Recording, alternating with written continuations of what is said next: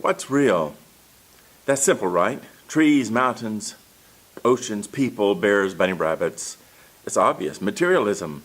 But is it really so simple?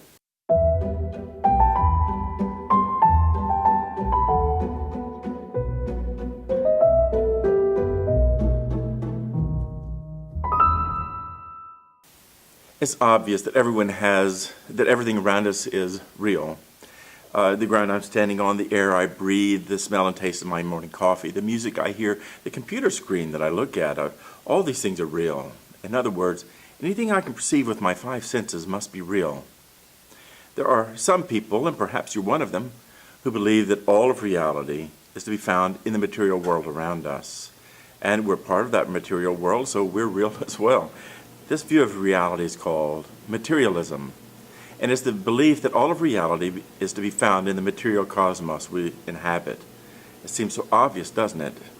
Almost scientific, but science, is based on empirical observation and study of the material world. But the material world that you and I live in is not as solid as we commonly think. About 100 years ago, Newtonian physics began to give way to quantum physics because some amazing discoveries. When you and I learned about molecules in school, we learned only the very basics so we could do some elementary chemistry problems. We learned that molecules are made up of atoms, and we were generally taught that atoms break down into nucleus and protons, but not much really about subatomic particles. Take, for example, a table. It seems very solid. I can touch it and see it, but in reality it's made up of millions of atoms. Atoms have a nucleus and varying number of protons, but the primary space that an atom takes up is void, the space between the protons and the nucleus. And most of the table then is void, doesn't actually exist. And that's the same about you and about me. It doesn't stop there. Each proton and nucleus has subatomic particles that are separated primarily by void. These particles, some of which are called quarks, do something astounding. They disappear and cease to exist, and then they come back into existence. They pulse between existence and non-existence. And so do you and I. That's an unsettling truth about the material world around us. Most of it's void and pulses back and forth. Ancient philosophers realized that problem, but they saw it in a different way. They said that all material things decay. They fall apart, they break down, they erode. Like the Grand Canyon was once a tiny little river on a plain leading to the ocean. And if I were to take an apple and to leave it on a table and didn't come back to it, that would dissolve into apple pulp. Eventually, you would find no trace of it at all. Consider the building that you are in right now. Let's say that it would take 100 years for it to completely disintegrate if there were no maintenance. In 1 year, 1/100th of its existence would be gone. In 1 day, 1/365th of 1/100th of its existence would be gone. In 1 hour, 1/24th of 1/365th of 1/100th of its existence would be gone. That's pretty infinitesimal, but the fact is, since you've been watching this video, the building you're in has undergone decay. And it's no longer the same it was when you started watching, because all things that are material decay. Whatever has ultimate value and ultimate reality cannot decay and cease to exist, or be a temporary illusion. And that would be the same with us, and I can never find my authenticity if existences were merely illusory. There is another problem with materialism that is disturbing, which very few people consider. Each of us have an inborn sense of right and wrong.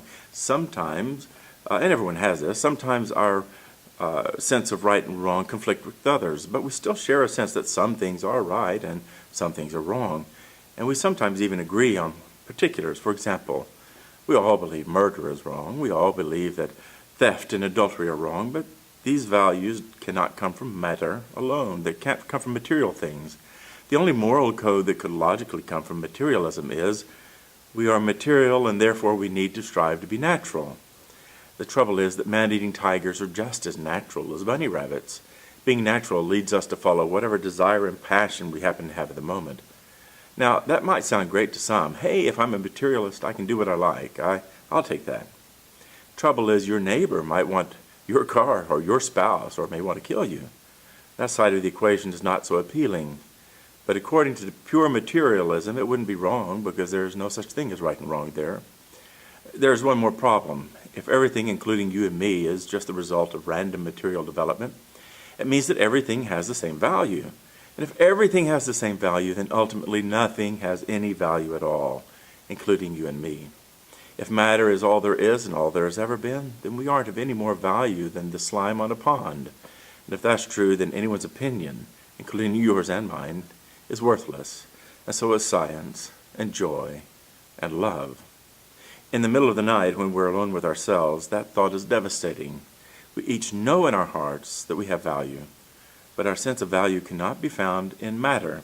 There must be more to life than the created cosmos, and that's true that materialism is a view of reality that destroys my authenticity then. If I have no authenticity, I have no value. So what view of reality will allow me to see my authenticity and know it's valid? Next time, we'll look at idealism. If you like this video and would like to follow the series, please be sure to subscribe to this channel and hit the like button. On Facebook, follow my page, Father John Guy Winfrey, and set your follow news feed to see first to be certain you never miss one of these videos. Feel free to leave comments if you would like, and if you would like to listen to more podcasts about Orthodox Christianity or see other videos, be sure to check out Ancient Faith Radio. May Christ our God bless you all as we continue to struggle and journey towards authenticity.